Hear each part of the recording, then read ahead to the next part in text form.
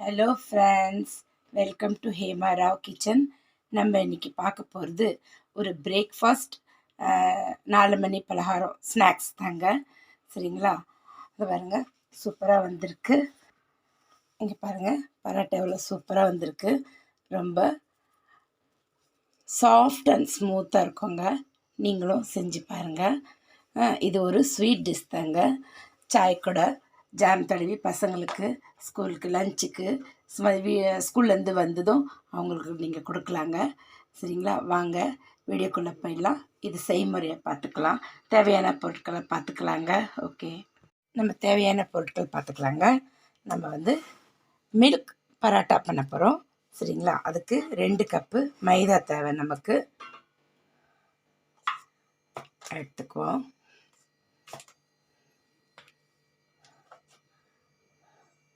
இது கிராமில் பார்த்தீங்கன்னா மொத்தம் டோட்டல் 250 கிராம் வருங்க.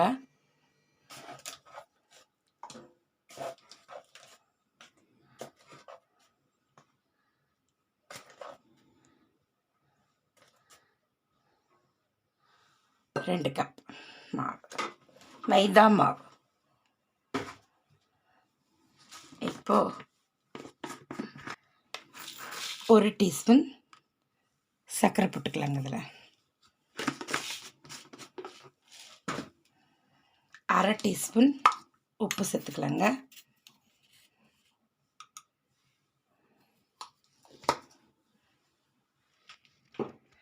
இப்போ இதில் 1 டேபிள் ஸ்பூன் அளவு நம்ம நெய் சேர்த்துக்கலாங்க. நெய் சேர்க்கறதுக்கு முன்னாடி இந்த சர்க்கரை உப்பெல்லாம் நம்ம இதை மிக்ஸ் பண்ணிடலாங்க. நெய் போட்டோன்னா என்ன ஒரே இடத்துல தங்கிடும், அதனால தான். இப்போ இதில் நம்ம 1 டேபிள் ஸ்பூன் நெய் போட்டுக்கலாம்.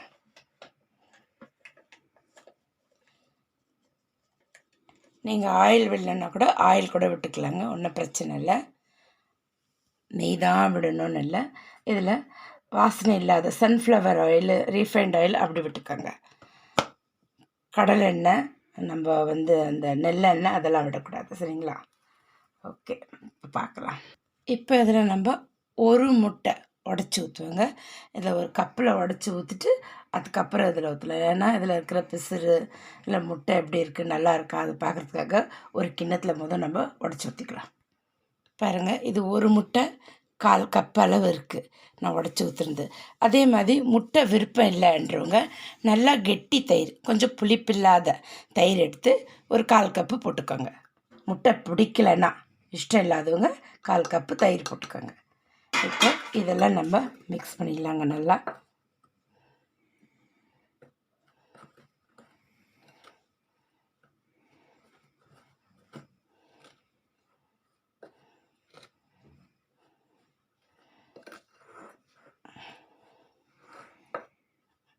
இப்போ நம்ம இதில் 1 கப் அளவு நல்லா கொஞ்சம் மிதமான சூடு, ஒரு விரல் சூடுன்னுவாங்க பார்த்தீங்களா, அந்த பதத்தில் இதில் நம்ம பால் சேர்த்துக்கோங்க. நான் சுட வச்சுருக்கேன்.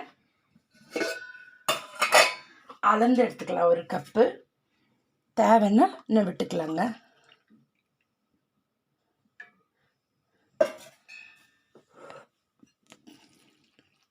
மிக்ஸ் பண்ணிக்கலாம்.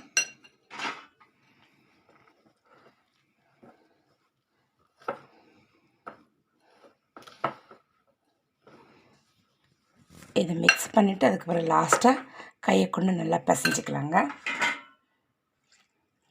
பால் எவ்வளோ இழுக்குதுன்னு பார்க்கலாம், அவ்வளோதான், வேறு ஒன்றும் இல்லை.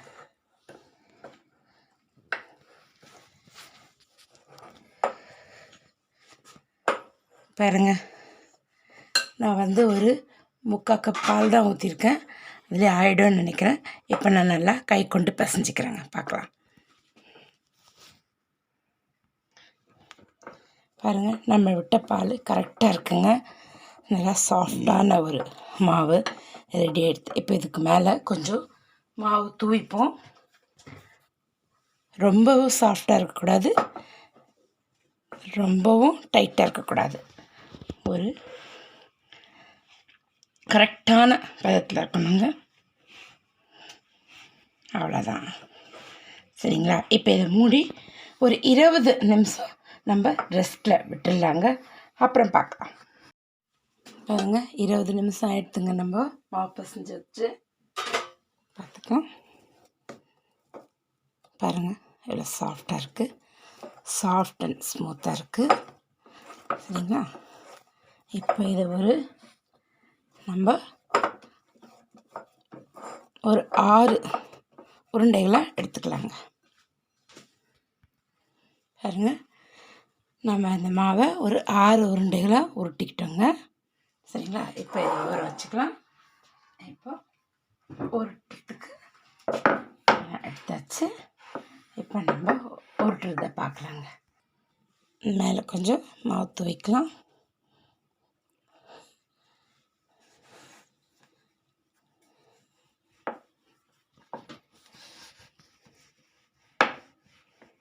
இதை நல்லா ரவுண்டாக உருட்டிக்கலாங்க. இப்போ பாருங்கள் இந்த மாதிரி ரவுண்டாக உருட்டிக்கோங்க. இப்போ இதில் நம்ம எண்ணெய் தடவிப்போம். ரொம்ப ஊற்றக்கூடாதுங்க. இந்த மாதிரி ப்ரஷ் வச்சு நல்லா கையை கொண்டு நல்லா பரவலாக லைட்டாக தடவிக்கோங்க. அவ்வளோதாங்க. இப்போ இதில் நம்ம 1 டீஸ்பூன் பால் பவுட்ரு, ஏதாவது ஒரு பிராண்ட் பால் பவுடர் எடுத்துக்கோங்க.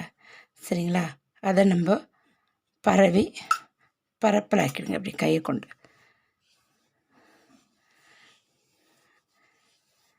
இது மில்க் பரோட்டாங்க.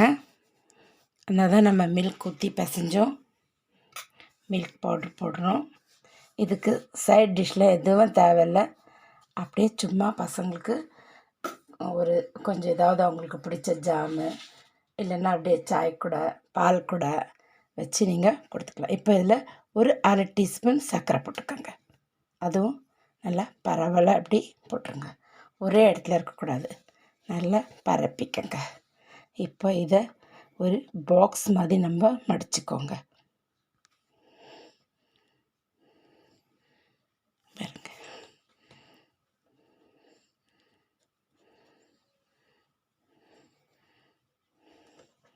அவ்வளோதாங்க.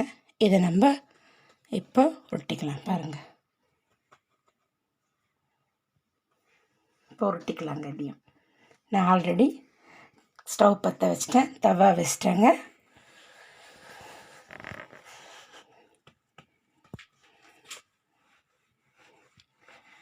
இதை கொஞ்சம் ரொம்ப மெலிசாக உருட்டாதீங்க, கொஞ்சம் கனமாக தான் இருக்கணும். இது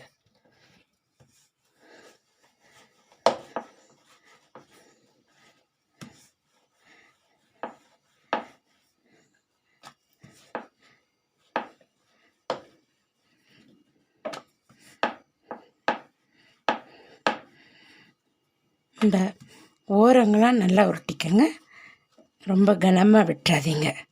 அதுதான் மெயின்.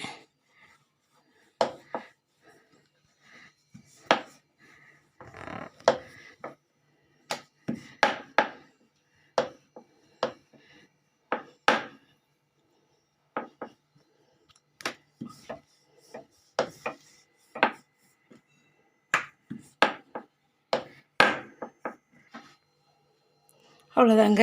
பாருங்கள், இவ்வளோ கனமாக தாங்க இருக்கணும் அது. இப்போ நம்ம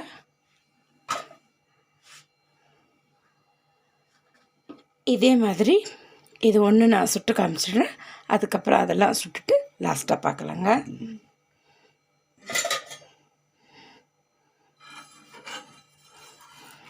கொஞ்சம் பபிள்ஸ் வரும்போது நம்ம திருப்பி போடலாங்க.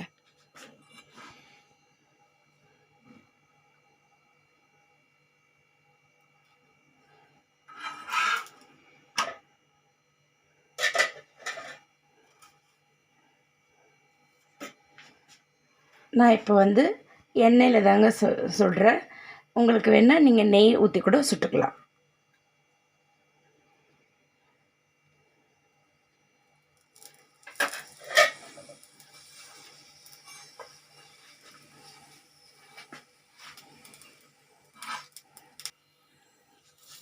பாருங்கள், திருப்பி போட்டுட்டேன். நான் இது 2 கப்பு மைதா எடுத்து செஞ்சுருக்கேங்க.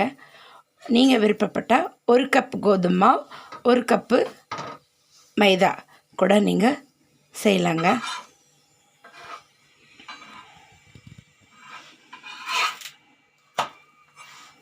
பாருங்கள், சூப்பராக வந்திருக்கு. அப்படி நல்லா திருப்பி திருப்பி வேக வச்சுக்கோங்க.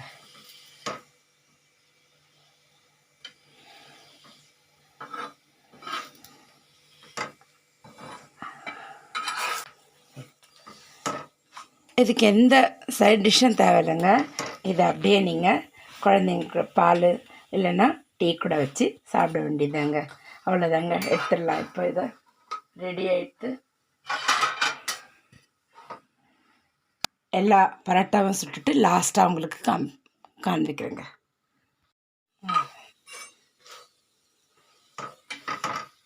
இதே மாதிரி இன்னொன்று நான் உங்களுக்கு செஞ்சு காட்டிடுறேங்க. ரவுண்டாக உருட்டியாச்சு. இப்போ இதில் நம்ம எண்ணெய் தடவிட்டோம். நல்லா ஸ்ப்ரெட் பண்ணிக்கோங்க. இப்போ பால் பவுட்ரு 1 டீஸ்பூன் போட்டுக்கோங்க. அதையும் நல்லா ஸ்ப்ரெட் பண்ணிவிடுங்க. சர்க்கரை ஒரு 1/2 டீஸ்பூன். இது சின்ன டீஸ்பூனுங்க, நீங்கள் பார்க்காதீங்க நான் 1 டீஸ்பூன் போடுறான்னு. இது சின்ன குட்டி டீஸ்பூன், அதனால் 1/2 டீஸ்பூன் போடுங்க. அதே மாதிரி தாங்க பாக்ஸ் மாதிரி நம்ம பண்ணிக்கிறோம். இதான் லாஸ்ட்டு. இதையும் நான் சுட்டுட்டு உங்களுக்கு பிளேட்டிங் பண்ணி காட்டிடுறேங்க. பாருங்க, அதுதான். இதை நம்ம உருட்டி இப்போ சுடுவோம், பார்க்கலாங்க.